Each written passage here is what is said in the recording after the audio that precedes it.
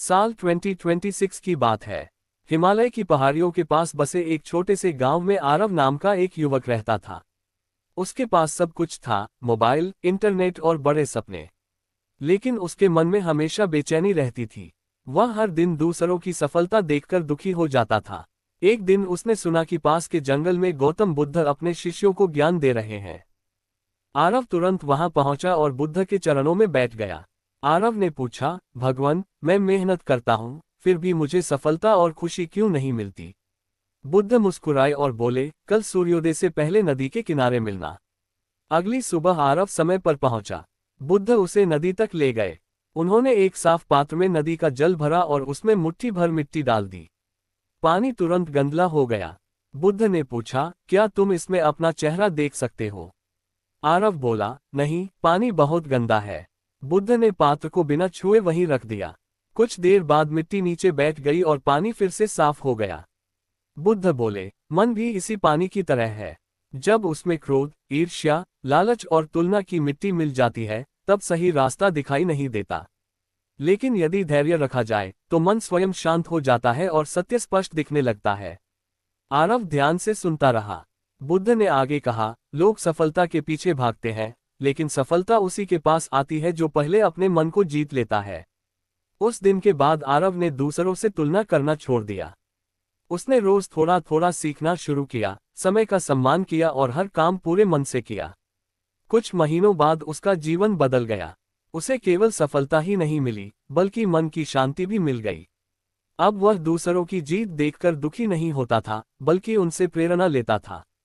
एक दिन गांव के लोगों ने उससे पूछा, तुम्हारे बदलने का रहस्य क्या है? आरव मुस्कुराया और बोला, जब मैंने अपने मन को शांत करना सीख लिया, तब मेरी दुनिया बदल गई। दुनिया को जीतने से पहले अपने मन को जीतना सीखो। शांत मन सही निर्णय लेता है, और सही निर्णय ही सच्ची सफलता की ओर ले जाते हैं। आरव अब पहले जैसा नहीं रहा था। वह हर सुबह ध्यान करता, मेहनत करता और बिना किसी शिकायत के अपना काम करता। लेकिन कुछ ही दिनों बाद उसकी परीक्षा शुरू हो गई। उसका व्यापार अचानक घाटे में चला गया। दोस्तों ने उसका साथ छोड़ दिया और गांव के कई लोग उसका मजाक उड़ाने लगे। एक दिन निराश होकर वह फिर गौतम बुद्ध के पास पहुंचा। उसने कहा, भगवान, मैंने आपकी सीख पर चलना शुरू किया, फिर भी मेरे जीवन में इतनी कठिनाइयां क्यों आ रही हैं? बुद्ध मुस्कुराए और उसे एक बांस के छोटे पौधे के पास ले गए। उन्होंने पूछा, क्या तुम्हें पता है, ये बांस पहले कई वर्षों तक जमीन के ऊपर बहुत कम बढ़ता है? आरव ने कहा, नहीं भगवान। बुद्ध बोले, इन वर्षों में यह अपनी जड़ों को गहरा और मजबूत बना रहा होता है। जब उसकी नींव तैयार हो जाती है, तब वह बहुत तेजी से ऊपर बढ़ता है। फिर बुद्ध ने कहा, मनुष्य भी ऐसा ही है। जो कठिनाइयों में धैर्य रखता है, वही भविष्य में ऊंची सफलता प्राप्त करता है। आरव ने बुद्ध की बात अपने हृदय में उतार ली। उसने हार मानने के बजाय और अधिक ईमानदारी से मेहनत करनी शुरू कर दी। समय बीतता गया। धीरे धीरे उसका काम फिर से चल पड़ा।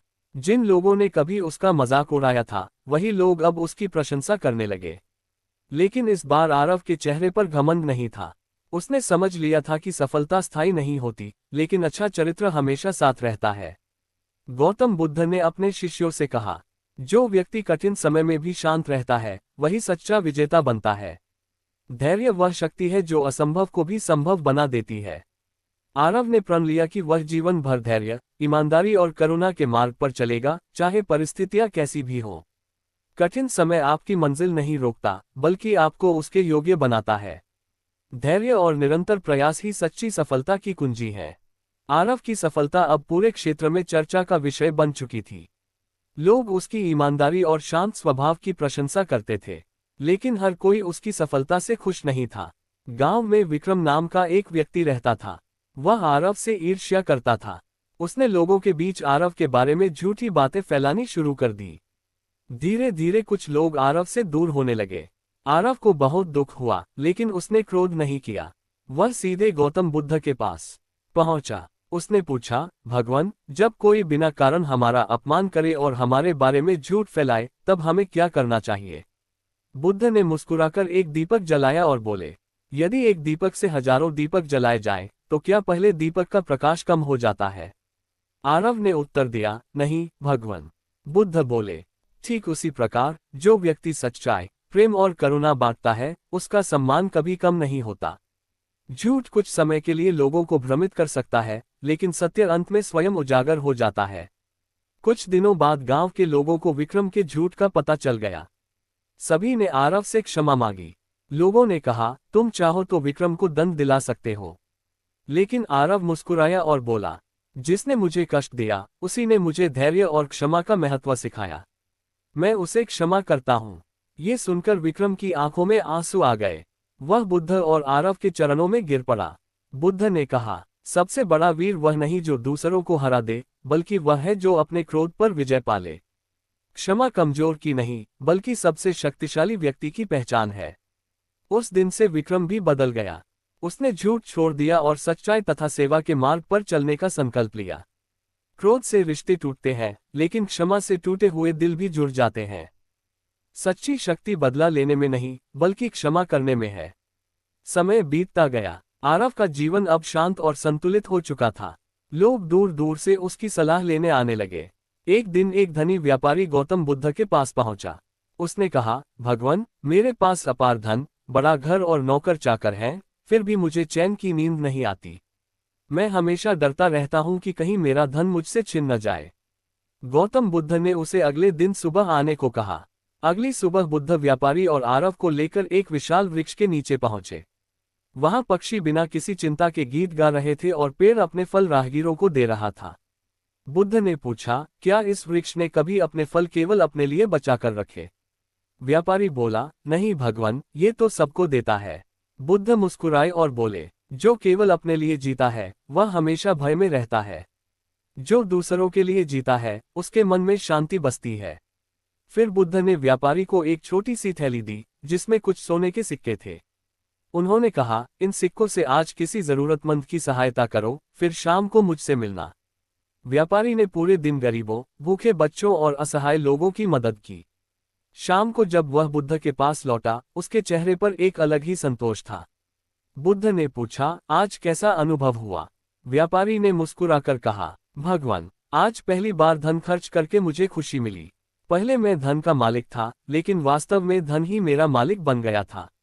बुद्ध बोले, धन बुरा नहीं है, बुरा है धन का अहंकार और उसके खोने का भय। सच्चा धन वह है जो दूसरों के जीवन में मुस्कान लाए। आरव ने ये बात अपने जीवन में उतार ली। उसने अपनी कमाई का एक हिस्सा गरीबों, बीमारों और जरूरतमंदों की सहायता में लगाना शुरू किया। धीरे धीरे पूरे गांव का वातावरण बदलने लगा। लोग एक दूसरे की मदद करने लगे। गांव में प्रेम, विश्वास और सहयोग बढ़ने लगा। बुद्ध ने अपने शिष्यों से कहा, जिस हृदय में करुणा रहती है वही सबसे बड़ा धनवान होता है। सोना और चांदी नष्ट हो सकते हैं, लेकिन अच्छे कर्म सदैव जीवित रहते हैं। सच्ची समृद्धि धन इकट्ठा करने में नहीं, बल्कि उसे सही उद्देश्य के लिए उपयोग करने में है।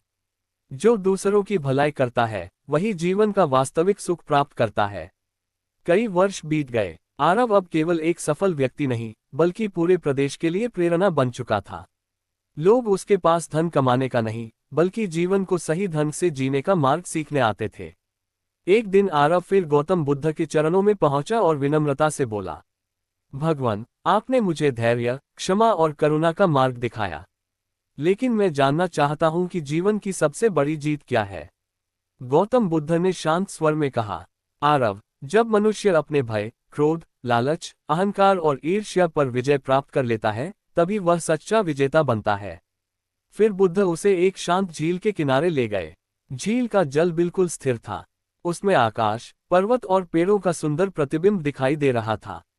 बुद्ध बोले, जब जल शांत होता है तभी वह सत्य का प्रतिबिंब दिखाता है। उसी प्रकार जब मन शांत होता है तभी मनुष्य सही निर्णय ले पाता है और जीवन का वास्तविक उद्देश्य समझ पाता है। आरव ने झील की ओर देखा और उसकी आंखों में आत्मविश्वास की चमक आ गई।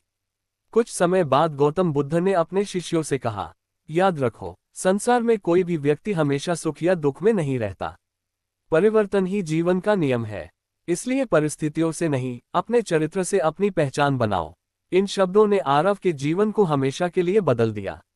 वर्षों बाद जब आरव वृद्ध हुआ, तब भी वह हर दिन लोगों की सहायता करता, प्रेम बांटता और बुद्ध की शिक्षाओं का प्रचार करता रहा। उसके जाने के बाद भी लोग उसे उसके धन या प्रसिद्धि से नहीं, बल्कि उसके अच्छे कर्मों से याद करते रहे। गांव के प्रवेश द्वार पर एक शिलालेख लगाया गया, जिस पर लिखा था, जिसने अपने मन को जीत लिया, उसने पूरे संसार को जीत लिया। यही संदेश पीढ़ी दर पीढ़ी लोगों को प्रेरित करता रहा कि सच्ची सफलता बाहर नहीं, बल्कि अपने भीतर छिपी होती है। अंतिम शिक्षा। अपने मन पर विजय सबसे बड़ी विजय है। धैर्य कठिन समय की सबसे बड़ी शक्ति है। क्षमा सबसे बड़ा साहस है। करुणा सबसे बड़ा धन है। अच्छे कर्म ही मनुष्य की सच्ची पहचान है। जीवन छोटा है, लेकिन अच्छे कर्म अमर होते हैं। इसलिए ऐसा जीवन जियो कि तुम्हारे जाने के बाद भी लोग तुम्हें सम्मान और प्रेम से याद करें।